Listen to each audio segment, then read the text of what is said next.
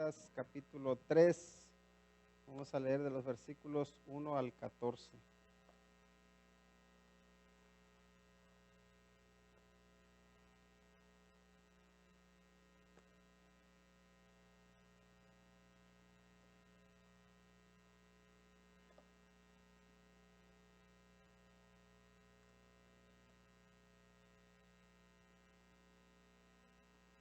Gálatas capítulo 3, versículos del 1 al 14. Si lo tenemos, pues vamos a darle lectura, y si no lo tienen, pues también lo pueden leer ahí en la pantalla. Dice la palabra de Dios en Gálatas capítulo 3, versículos del 1 al 14. Oh Gálatas insensatos, ¿quién os fascinó para no obedecer a la verdad? A vosotros, ante cuyos ojos Jesucristo fue ya presentado claramente entre vosotros como crucificado. Esto solo quiero saber de vosotros. ¿Recibisteis el Espíritu por las obras de la ley o por el oír con fe? ¿Tan necios sois? Habiendo comenzado por el Espíritu, ¿ahora vais a acabar por la carne? ¿Tantas cosas habéis padecido en vano? Si es que realmente fue en vano. Aquel pues que os suministra el Espíritu y hace maravillas entre vosotros, ¿lo hace por las obras de la ley o por el oír con fe? Así Abraham creyó a Dios y le fue contado por justicia. Sabed, por tanto, que los que son de fe, estos son hijos de Abraham. Y la Escritura, previendo que Dios había de justificar por la fe a los gentiles, dio de antemano la buena nueva a Abraham, diciendo: en ti serán benditas todas las naciones. De modo que los de la fe son bendecidos con el creyente Abraham. Porque todos los que dependen de las obras de la ley están bajo maldición, pues escrito está: maldito todo aquel que no permaneciere en todas las cosas escritas en el libro de la ley para hacerlas. Y que por la ley ninguno se justifica para con Dios es evidente, porque el justo por la fe vivirá. Y la ley no es de fe, sino que dice: el que hiciere estas cosas vivirá por ellas. Cristo nos redimió de la maldición de la ley, hecho por nosotros maldición, porque está escrito: maldito todo el que es colgado en un madero, para que en Cristo Jesús la bendición de Abraham alcanzase a los gentiles, a fin de que por la fe recibiésemos la promesa del Espíritu. Hasta aquí, vamos a orar. Te agradecemos, buen Señor, por tu santa palabra, por la oportunidad que nos das de meditar en ella, de aprender de ella. Y Señor, por favor, te pedimos que tú hables a nuestra vida, que tú, Señor, nos ayudes a darnos cuenta de cuál es nuestra condición, que nos ayudes a agradecerte por lo que has hecho por nosotros y también lo que podemos hacer en base a lo que tú has hecho en nuestra vida. Señor, nos ponemos en tus manos y rogamos que tu Espíritu Santo nos guíe. Pues te lo pedimos en el nombre de Cristo Jesús. Amén. El tema que vamos a tratar es un tema que todos creo que en algún momento hemos escuchado, y el tema es que el justo vive por la fe en Cristo. El justo vive por la fe en Cristo. Y creo que es válido preguntarnos: ¿vives tú por la fe en Cristo? ¿O por qué vives? ¿Qué es lo que te da vida? La Biblia dice constantemente: el justo por la fe vivirá. El justo por la fe vivirá. La pregunta es: ¿cuándo es que va a empezar a vivir el justo por la fe? ¿Cuándo? ¿Cuando se muera? ¿Cuando se muera va a empezar a vivir por fe? ¿O el justo llega a vivir por fe cuando pone su vida y su confianza en Cristo Jesús? Y creo que el justo no tiene que esperar a morirse para vivir por fe, sino que el justo tiene que vivir por fe hoy, en su diario vivir, porque todos los días de una forma o de otra somos desafiados a poner en práctica nuestra fe. Y cuanto más vivamos por fe, cuanto más practiquemos nuestra fe, más viviremos por fe. Pero ¿saben qué es lo que suele pasar? Que los problemas, especialmente aquello que nos sorprende, que nos agarra desprevenidos, nos suele probar en nuestra fe. A veces nos trae desesperación, a veces nos trae inseguridad, a veces nos trae falta de esperanza. Pero el justo debe vivir por la fe. ¿Cuándo? Hoy. En todo momento. Y ahora para desarrollar el tema, vamos a ir viéndolos pues, poco a poco. Primero vemos en el versículo 1 que el apóstol Pablo está hablando aquí a los Gálatas, ¿verdad? Estamos viendo la epístola que se escribe a los Gálatas. Y el apóstol Pablo aquí habla como exclamando, como gritando, ¿verdad? Dice, oh Gálatas insensatos, ¿quién os fascinó para no obedecer a la verdad? A vosotros, ante cuyos ojos Jesucristo fue ya presentado claramente entre vosotros como crucificado. Fíjense la forma en que Pablo está hablando a los Gálatas. Los Gálatas eran personas que ya habían creído en el Señor Jesucristo, que habían entendido el Evangelio. Pero a los Gálatas alguien los fascinó. Y uno tiene que preguntarse qué significa aquí la palabra fascinar. Cuando a ti te fascina algo, ¿qué es lo que pasa? Que te gusta mucho, ¿verdad? Normalmente, oh, esto me fascina. Me fascinan los juegos, me fascinan los dulces, me fascina esta chica, me fascina, yo no sé qué decimos. Esa es una de las formas en que utilizamos la palabra fascinar. Como que cuando algo te fascina ya no piensas bien. ¿Por qué? Porque nada más estás pensando en lo que te gusta, en lo que quieres, y te enfocas. Entonces el apóstol Pablo dice, ¿quién les dio ese dulcecito para que ustedes vayan detrás de él? No sé si han visto, bueno, esos ejemplos clásicos que ponen de los perros, ¿no? Que les pones un trozo de carne y ahí viene el perro detrás. Y tú lo vas moviendo y el perro ahí detrás. Y va viendo nada más la carne porque va fascinado, ¿verdad? Ese es uno de los sentidos de la palabra fascinar, pero tiene otro sentido que es más, no es tan carnal, si podemos decirlo. ¿Han escuchado de lo que es el mal de ojo? Cuando alguien te hace el mal de ojo, también tiene ese sentido esta palabra. Pero hay más. ¿Han escuchado la palabra hechizar? Embrujar. Cuando alguien te tiene embrujado, ¿qué es lo que te ha hecho? Te ha dicho o hecho un maleficio que te priva de tu sentido común, ¿verdad? Que te ciega. Y yo no sé, pero he escuchado de todo. No creo que eso suceda entre nosotros, pero hay personas que le hacen una cura o una limpia o yo qué sé, un trabajito, esa es la palabra, a alguien que quieren conquistar o a alguien que le quieren hacer daño. ¿No han escuchado por ahí? Incluso hasta lo ponen en son de broma. Dice, hey, tú que me has hecho que tienes mi muñequito vudú, sácale un poco de relleno.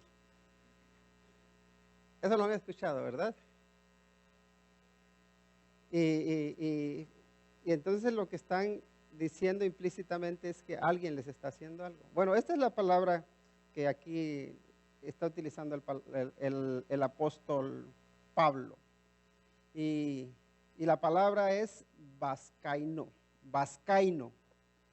Y esa palabra, pues sí, tiene que ver con embrujo, tiene que ver con hechizo, tiene que ver con hacer mal de ojo, tiene que ver con hacer a alguien que se ciegue hasta el punto de que no pueda pensar, de que no pueda racionalizar o razonar.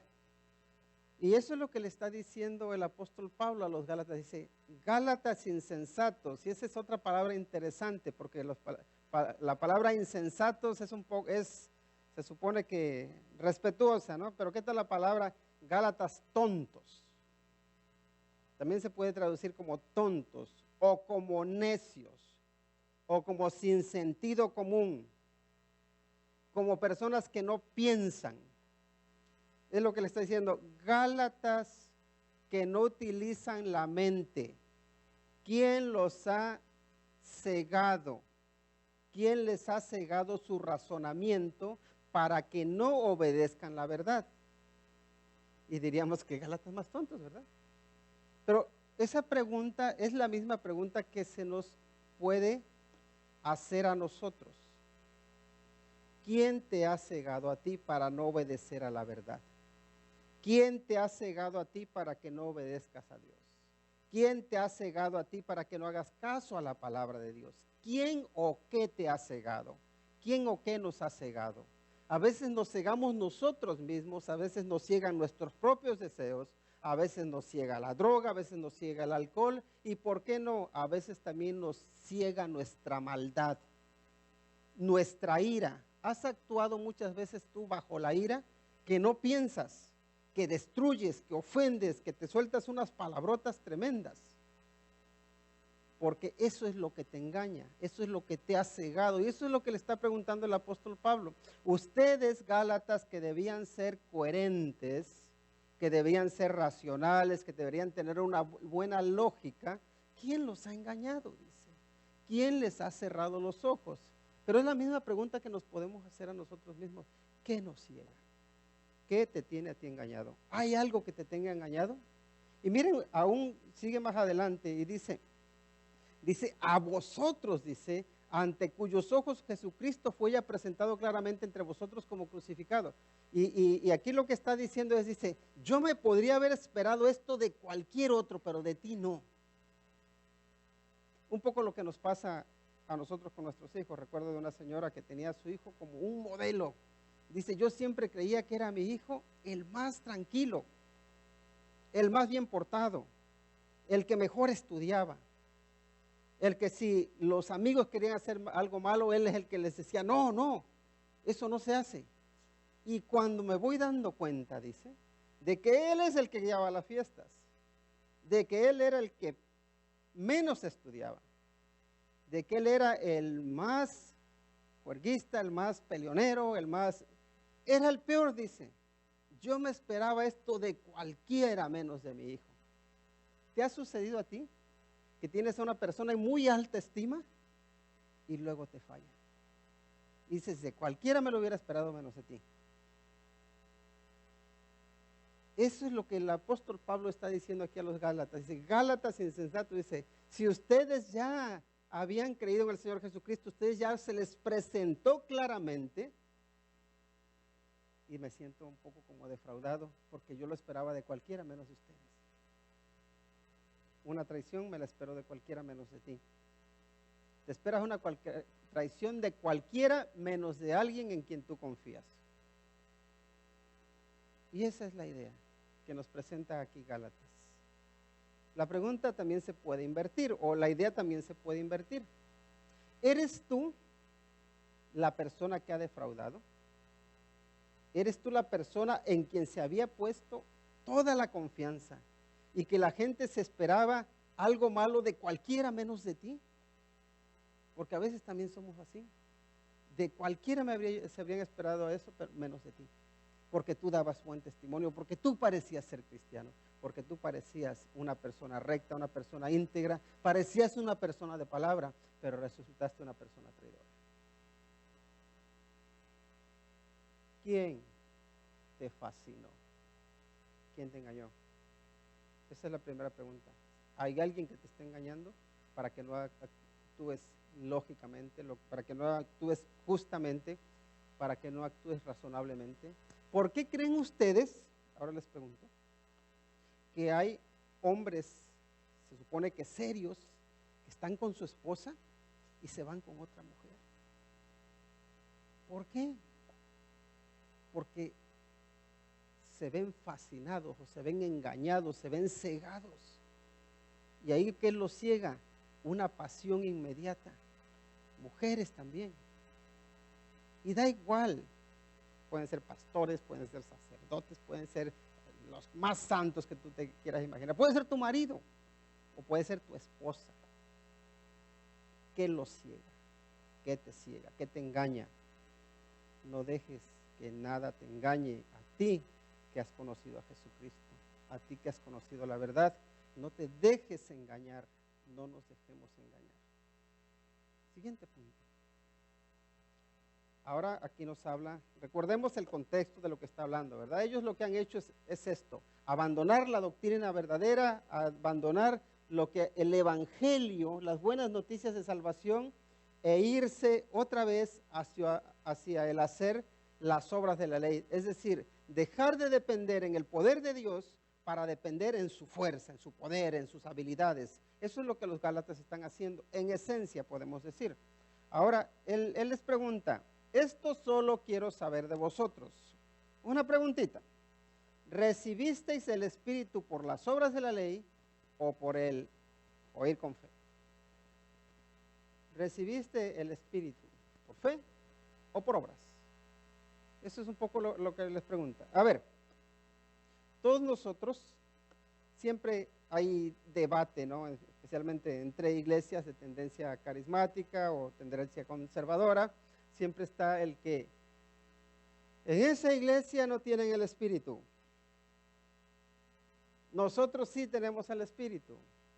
Entonces aquí el apóstol Pablo da por hecho del que los gálatas sí han recibido el Espíritu, ¿verdad?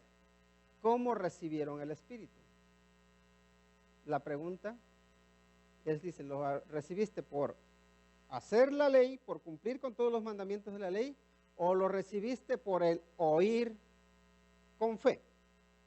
Y aquí nuestra posición es esta, que uno cuando escucha por fe y cree en el Señor Jesucristo, le reconoce como su Señor y su Salvador, le acepta como su Señor y su Salvador, que el Señor Jesucristo viene a tu vida, pero también viene el Espíritu Santo y te sella como hijo de Dios. Y desde ese momento tú naces espiritualmente, como nos dice el Señor Jesucristo ahí en Juan, en el capítulo 3, cuando le habla a Nicodemo, ¿no? Lo que es nacido de la carne, carne es, y lo que es nacido del Espíritu, Espíritu es. Entonces, cuando uno nace de nuevo, el nacimiento, ¿cuál es? Es ese nacimiento espiritual. Nosotros estábamos muertos espiritualmente, pero cuando el Señor Jesucristo viene a nuestra vida, cuando creemos en la muerte que Él padeció en la cruz del Calvario y decimos, lo hizo tomando mi lugar, el Espíritu Santo viene a nosotros y nos sella como hijos de Dios. Luego el apóstol Pablo dirá que el que no tiene el Espíritu de Cristo no es de Él. Ahora, luego están quienes dicen que uno recibe el Espíritu Santo después, ¿no? Algunos le llaman como una segunda experiencia. Y te dicen que una de las manifestaciones de recibir el Espíritu es que hablar en lenguas.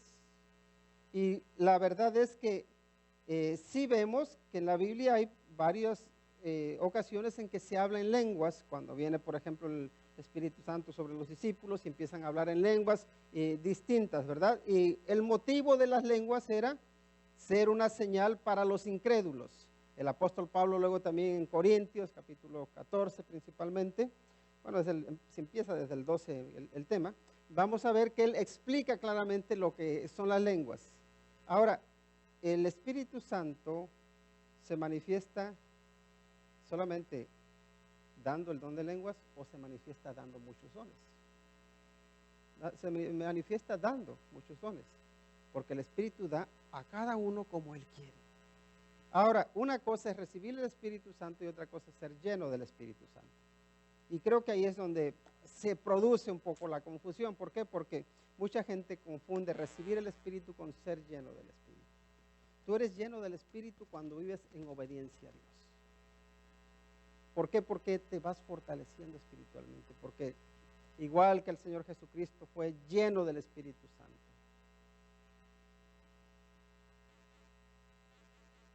Cada uno de nosotros. puede ser lleno del Espíritu Santo. Y somos llenos del Espíritu Santo cuando vivimos una vida consagrada, cuando vivimos una vida de oración, cuando vivimos una vida de obediencia. ¿Por qué? Porque si se dan cuenta y pueden ver en los capítulos 6, 7 y 8 de Romanos, que ahí nos habla sobre el vivir espiritualmente y el vivir en la carne. Y ahí nos muestra cómo está esa lucha entre los que son guiados por el Espíritu y los que son guiados por la carne, ¿no?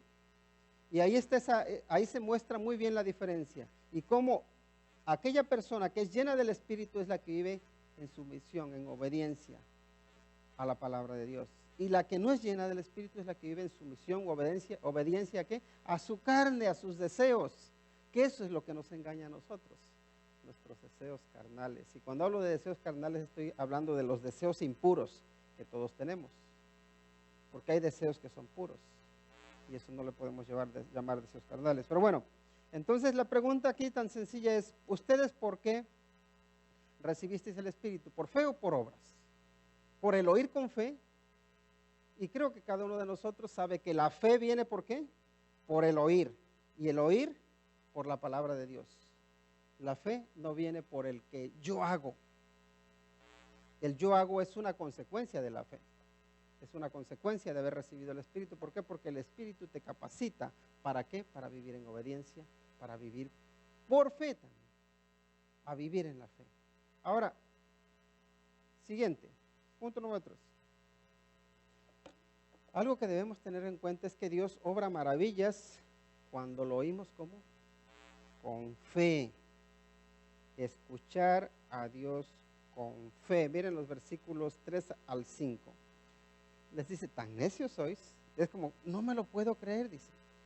Habiendo comenzado por el Espíritu, ahora vais a acabar por la carne. Tantas cosas habéis padecido en vano, si es que realmente fue en vano. Aquel pues, dice, que os suministra el Espíritu y hace maravillas entre vosotros, ¿lo hace por las obras de la ley o por el oír con fe? Fíjense, dice, aquel pues que os suministra el Espíritu, dice, y hace maravillas entre vosotros. ¿Quién es el que suministra el Espíritu? Dios, ¿verdad? ¿Y qué hace Dios? Hace maravillas. Ahora, ¿cómo es que lo hace? Dice, ¿lo hace por las obras de la ley o lo hace por oír con fe? Y la respuesta que él va a darnos es obvia. Pero bueno, antes de llegar ahí, fíjense cómo empieza el versículo 3. Dice, tan necios sois, habiendo comenzado por el Espíritu, ahora vais a acabar por la carne. Y aquí la palabra acabar es una palabra que creo que es clave en la comprensión de este versículo. ¿Por qué? La palabra en griego es epitelestei. Hay que practicar un poco. Epitelestei. Ahora, ¿qué significa esto? Significa ser perfeccionados. Aquí lo que le está diciendo, ustedes que empezaron a ser perfeccionados por el Espíritu, dice, ahora van a confiar en ser perfeccionados por la carne. Ustedes que habían empezado bien, ahora van a volverse atrás y hacer aquello que ya saben que no les sirvió. ¿Por qué? Aquí está el tema. La ley. ¿Para qué sirve la ley a las personas? La ley, y cuando hablamos de la ley de Dios, sabemos que la ley de Dios es santa, ¿verdad? Los mandamientos de Dios son santos. Y los mandamientos de Dios nos dicen cómo debemos comportarnos.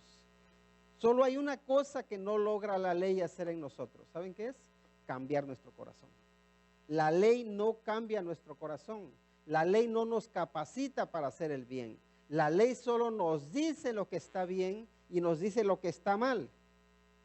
Pero la ley no te da el poder para hacer el bien. ¿Entendemos? Creo que está claro, ¿no? La ley te dice, por ejemplo aquí, este es un stop. Tienes que pararte. Ese es un semáforo. Tienes que obedecer la luz. Ahora, ese mandamiento, por ejemplo, el semáforo, sabemos que hay personas que son daltónicas, ¿verdad? Que no distinguen entre el rojo y el verde. Ellos saben que hay una ley que dice, si el semáforo está en rojo, me tengo que parar. Si el semáforo está en verde, tengo que seguir. Y ellos conocen la ley, saben cuál es la ley, pero la ley no les capacita para distinguir, no les capacita para obedecerla. ¿Por qué? Porque ellos no se dan cuenta de lo que es. Entonces, si se saltan un semáforo en rojo, va a llegar el policía, pero tú no te saltaste, tú te saltaste el semáforo en rojo, así que tienes un ticket. Dice, pues yo sé que es de esa ley, pero mi capacidad no me permite hacerlo, porque yo no lo distingo, y así que tiene que dejar de conducir, ¿no? La ley le dice lo que no tiene que hacer, pero la ley no le capacita para hacerlo. Y así nosotros, la ley te dice a ti lo que es bueno, pero no te da la capacidad para hacerlo. Así que lo que la ley hace es condenarte. La ley dice, ¿sabes qué? Tú eres un pecador. Y porque eres pecador, estás condenado. Lo que hace el Espíritu, lo que hace el Señor Jesucristo, es liberarte de la condenación de la ley. ¿Cómo? Por un lado, obedeciendo Él la ley y aplicando su obediencia a tu vida. Por otro lado, capacitándote para que ya no estés esclavo al pecado, porque te da el poder para decir no al pecado, para vencer el pecado, pero no tú, sino Él en ti, Cristo en ti, su poder actuando en ti. Y ahí están las maravillas. Cuando tú por la fe reconoces al Señor Jesucristo como tu ayudador, cuando tú por la fe le pides que te ayude, que te fortalezca y que no te permita seguir en el pecado, Él te capacita para hacerlo. Y si pecas, su Espíritu Santo también te redarguye para que salgas de ahí, para que no te quedes ahí. Ahí está ese poder que el Señor da para que puedas vencer. Y es cuando vemos que Dios obra maravillas, cuando lo oímos por fe. ¿Por qué? Porque Dios es capaz y es poderoso de sacarte de un vicio. Porque Dios tiene el poder para liberarte. Porque Dios tiene el poder para salvarte. Tiene el poder para darte vida eterna. Tiene el poder para darte esperanza. Tiene el poder para hacerte una nueva criatura. Tiene el poder para hacerte un hijo de Dios o una hija de Dios. Porque Dios obra maravillas cuando la escuchamos por fe. Eso es importante, que la escuchemos por fe. Dios obra maravillas cuando te atreves a creerle. ¿Qué pasó con Abraham? Lo estuvimos leyendo hace unos momentos cuando iniciamos. Abraham, dice Romanos, el apóstol Pablo dice, ya estaba casi muerto, dice. Ya estaba un hombre ya viejo, con casi 100 años. Le dice Dios, vas a tener un hijo y vas a tener una simiente grande. Y dice yo. Y luego ve a Sara. Dice ella, ¿crees que Sara siquiera tiene ganas de estar conmigo? ¿Cómo se te ocurre? Entonces, físicamente hablando, para que se cumpliese lo que Dios prometía a Abraham, era imposible. Pero ¿qué les parece?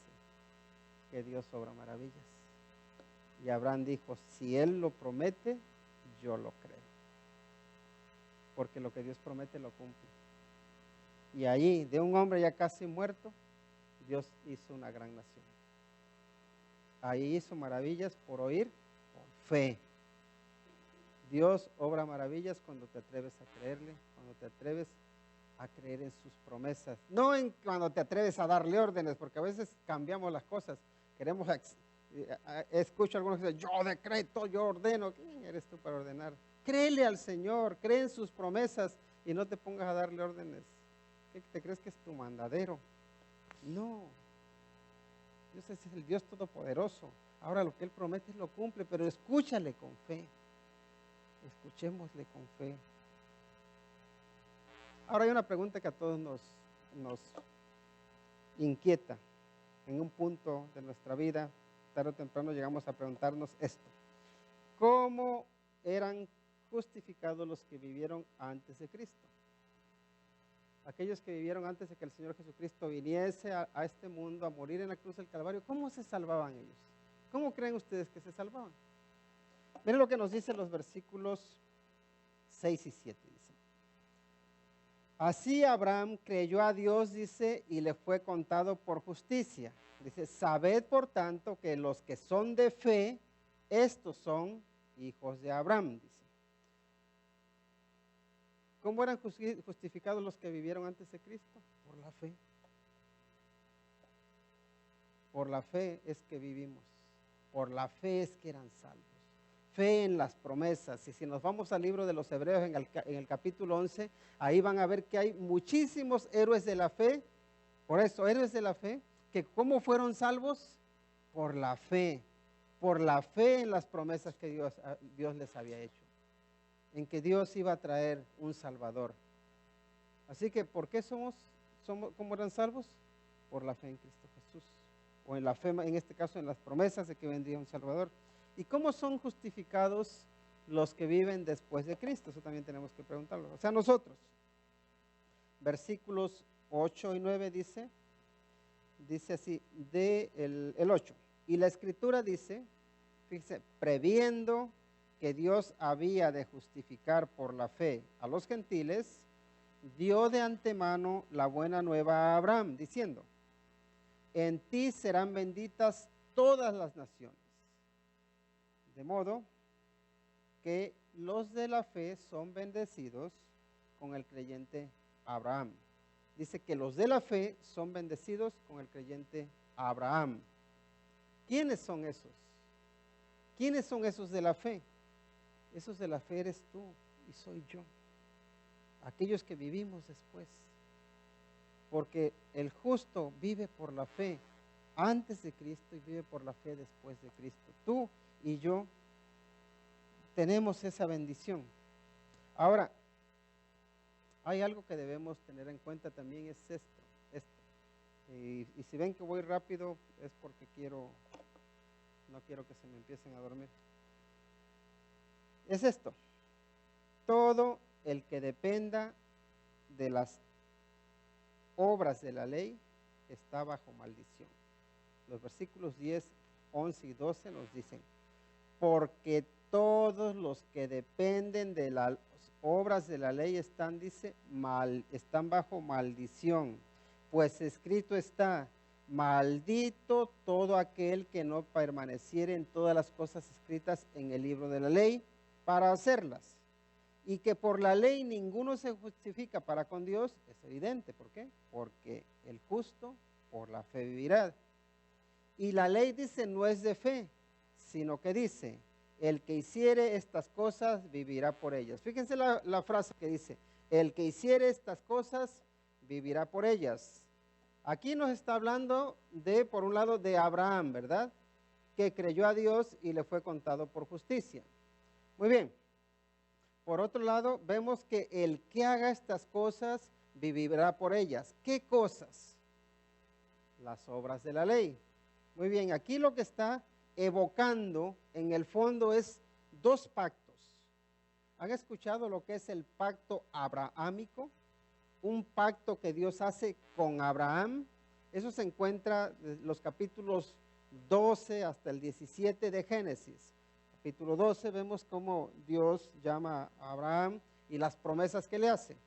Ahora, hay algunas peculiaridades en el pacto abrahámico y en el pacto mosaico o sinaítico que le llaman, que es el pacto de Moisés que Dios hace con Moisés. Ahora bien, el primer pacto, vamos a hablar el pacto abrahámico.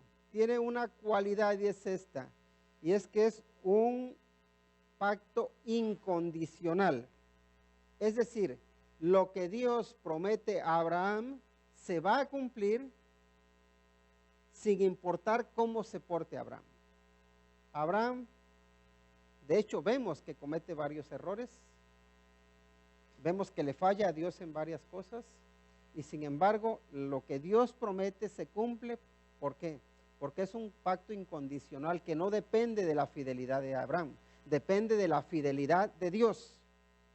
Hay muchas cosas que se cumplen sin importar cómo te portes tú, porque no depende de lo que tú hagas, sino de lo que Dios hace. Eso se llama, que ese es un pacto incondicional. Ahora, ese pacto de Abraham también, además de ser incondicional, es un pacto literal. ¿En qué sentido? En que Dios le ofrece a Abraham una tierra, ¿verdad? Y la tierra prometida es la tierra de Canaán, lo que es ahora la tierra de Israel, ¿verdad? Y vemos que Dios realmente a su descendencia le da esa tierra. Que Dios lo que le prometió que se iba a cumplir, se cumple, porque el pacto de Abraham, que Dios hace con Abraham, es, por un lado, incondicional, es un pacto literal y también es un pacto eterno. Las promesas que Dios hace para el pueblo de Israel son eternas. Esas son algunas de las características de este pacto. Pero hay más. Dios le hace una promesa de que le va a dar una descendencia. Y a un hombre que se está casi muriendo le da una descendencia enorme. Y ahí vemos que las dos, o más bien las tres religiones más grandes del mundo vienen de ahí de Abraham. El judaísmo, el cristianismo y el islam también. De ahí vienen, de Abraham. Ahora, hay otra cosa más, que en el pacto abrahámico hay una promesa de redención, hay una promesa de bendición. Y Dios le dice a Abraham, en ti van a ser benditas todas las familias de la tierra. Y ese es otro pacto, es otra promesa dentro del mismo pacto. De manera que ese pacto que Dios hizo con Abraham, nos beneficiamos hasta nosotros. Porque de esa línea de Abraham viene el Señor Jesucristo, ¿verdad? Viene a traer salvación. Y le trae salvación a todo mundo, a toda la humanidad. ¿Toda la humanidad es salva? No. Pero toda la humanidad puede experimentar esa salvación. ¿Por qué? Porque Dios lo prometió. Y no depende de qué tan bueno o qué tan malo era Abraham. Depende de que Dios es bueno. Depende de que Dios es fiel. Ahora, ese es el pacto. Y ese es un pacto basado en la fe, donde Dios requiere fe. Pero luego también vemos que en el monte Sinaí, Dios hace un pacto ¿con quién? Con Moisés, ¿verdad? Eso se le llama el pacto mosaico. Y de hecho, los judíos que vienen aquí a Galacia, los judaizantes, lo que están trayendo a los nuevos cristianos es todas las obras de la ley. Dicen, solamente por la fe no es suficiente. Tienes que también hacer lo que Moisés nos enseñó, la ley. Ahora, el pacto mosaico, ¿qué características tiene? El pacto que Dios hace con Moisés es un pacto condicional. Es decir, que depende de lo buena o mala que sea la gente para que le vaya bien o que le vaya mal. Si vemos, por ejemplo, creo que es en Deuteronomio, sí, el capítulo 28, ahí es donde Dios le dice, si haces todo esto, te va a ir bien. Vas a ser cabeza, vas a ser muy bendecido, vas a prosperar mucho. Pero si no lo haces, vas a hacer cola, dice. Vas a necesitar que te presten. Te va a ir mal. Entonces es un pacto que sí tiene sus condiciones. Si obedeces, si haces todas estas cosas, vas a vivir. Pero si no las haces, vas a morir. ¿Qué es lo que sucede? Que la gente hace las cosas mal. Y les vienen las consecuencias. Ahora, hay otra cosa. Si vemos, por ejemplo, tanto en Hebreos, luego Corintios, nos damos cuenta de que el pacto que Dios hace con Moisés es un pacto que no puede quitar los pecados. Dice, todos los hombres o todas las personas que hagan estas cosas, dice, vivirán por ellas. Todos los que obedezcan a la ley van a poder vivir. La pregunta es, ¿quiénes pueden obedecer a la ley? Y la respuesta es nadie. Así que los judaizantes quieren decir o quieren llevar a los cristianos de Galacia a que después de haber conocido la salvación por la fe en Cristo Jesús, a que se vuelvan atrás a hacer las obras de la ley que no les podían salvar. Y de esa manera volverse a esclavizar. La pregunta es, ¿por qué caen? ¿Por qué una vez que la gente ha conocido al Señor, vuelve atrás? ¿Por qué vuelve al pecado? Y podríamos preguntarnos esto de los Gálatas, pero la pregunta es para ti, para mí. ¿Por qué una vez que has conocido la libertad en Cristo Jesús, vuelves atrás? ¿Por qué vuelves al pecado? ¿Por qué vuelves a la esclavitud? ¿Por qué traicionas al mismo Señor Jesucristo? Esa es la pregunta para cada uno de nosotros. ¿Es que somos tan insensatos? Y utilizando las palabras o otra de las traducciones, ¿es que somos tan tontos? Después de haber experimentado la libertad que hay en Cristo Jesús, la salvación que hay en Cristo Jesús, esa vida de gozo y de paz que es posible en Cristo Jesús, aunque no todo te vaya bien, que puedes tener paz, puedes tener tranquilidad, puedes dormir, porque descansas en un Dios todopoderoso que sabes que tiene tu vida en sus manos. ¿Por qué te vuelves atrás? ¿Quién te engaña? ¿Qué te engaña? ¿Qué te hace que te ciegues? ¿Qué nos hace cegarnos y volvernos atrás? Esa es la pregunta. Para los Gálatas, él les dice, ¿quién os hechizó? ¿Quién los cegó? Y para nosotros también, yo no sé qué condición estás, yo espero que no estés en rebeldía para con Dios, pero si estás en rebeldía, te pregunto, ¿qué es lo que te tiene cegado? ¿Y cuándo lo vas a dejar? ¿Cuándo? Hay esperanza, y la esperanza está en Cristo Jesús. Dice que todo el que dependa de las obras de la ley está bajo maldición. Les puedo decir que si no estamos en Cristo Jesús, dependemos de las obras de la ley y estamos bajo maldición. Pero también les puedo decir que Cristo nos redime de la maldición tomando nuestro lugar en la cruz. Miren lo que nos dice los versículos 13 y 14.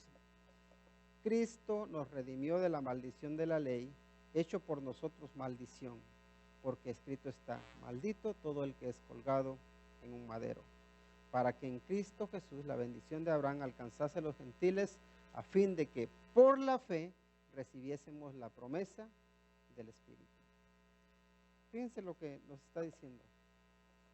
Nosotros, bajo la ley, estamos bajo maldición. ¿Por qué? Porque la ley a cada uno de nosotros nos declara como pecadores. Ahora, la cruz, donde el Señor Jesucristo fue crucificado, era un instrumento que se utilizaba para condenar, para castigar, para matar a los malditos, aquellos que eran maldecidos. Y nos dice la Biblia que el Señor Jesucristo, Él no cometió ningún pecado. Él no se merecía ir a la cruz. Todos los pecadores merecían ir a la cruz porque todos estaban bajo maldición. Y estar bajo maldición significa estar o ser propensos a caer. Vas a caer tarde o temprano. Te vas a hundir tarde o temprano. Eso implica estar bajo maldición, que tu futuro es negro. Entonces el Señor Jesucristo, previendo que todos nosotros íbamos a caer porque nuestro futuro era negro, porque todos debíamos estar crucificados en la cruz, Él va y se cuelga en el madero, en la cruz. Y dice la Biblia que es hecho maldición. En otras palabras, la maldición que tú debías llevar, Él la lleva. Esa crucifixión que tú deberías haber sufrido, que yo debería haber sufrido, la sufre Él, porque Él toma nuestro lugar. Ahora, lo que nos corresponde a nosotros es esto: identificarnos con Cristo. Gálatas 2:20 lo estuvimos memorizando, y el apóstol Pablo, ¿qué nos dice? Con Cristo estoy juntamente crucificado, y ya no vivo yo, mas vive Cristo en mí. Y lo que ahora vivo en la carne, lo vivo en la fe del Hijo de Dios, el cual me amó y se entregó a sí mismo por mí. ¿Cómo hago esto? Identifícate con Cristo en su muerte, identifícate con Cristo en su resurrección, identifícate con Cristo en su vida, que Él viva en ti, que Él viva a través de ti, que Él obre a través de ti. Que por la fe digas: Señor Jesucristo, yo merecía morir, pero tú tomaste mi lugar. Gracias. Acepto ese sacrificio y lo aplico a mi vida para pedirte que me limpies de todos mis pecados, para que me limpies de toda maldad, para que pueda vivir en tu verdad. No sé si tú tienes al Señor Jesucristo en tu vida, si tú has considerado lo que el Señor Jesús hizo, que tiene que ver contigo hoy. Pero si no lo has considerado, considéralo. Y si no le has pedido que te salve, pídeselo. Si no le has pedido que te haga un hijo suyo, pídeselo. Que te haga que te dé ese nuevo nacimiento, que te haga nacer de nuevo. Vamos a orar. Buen Dios, te agradecemos porque el Señor Jesucristo vino a este mundo para darnos vida. Y sabemos, Señor, por tu palabra, que el justo por la fe vivirá. Señor, ayúdanos a vivir por fe. Ayúdanos a honrarte, ayúdanos a glorificarte. Y Señor, haznos nacer de nuevo. Aquel que aún no te ha conocido como Salvador, por favor, tócale, Señor. Toca su vida y que pueda reconocer que tú moriste en su lugar. Y buen Dios, por favor, ayúdanos a honrarte, a glorificarte. Como dice tu palabra, que cada día tomemos nuestra cruz y te sigamos. Que vivamos en obediencia a ti, que vivamos por fe, que vivamos honrándote y glorificándote. Por favor, Señor, manifiéstate en cada uno de nosotros y ayúdanos a vivir como a ti te agrada. Por fe, confiando en ti, descansando en ti, enfrentando los problemas contigo, enfrentando las dificultades contigo a tu lado. Señor, te lo rogamos y te agradecemos por tu bondad, por tu amor y por tu salvación. Gracias en Cristo Jesús. Amén.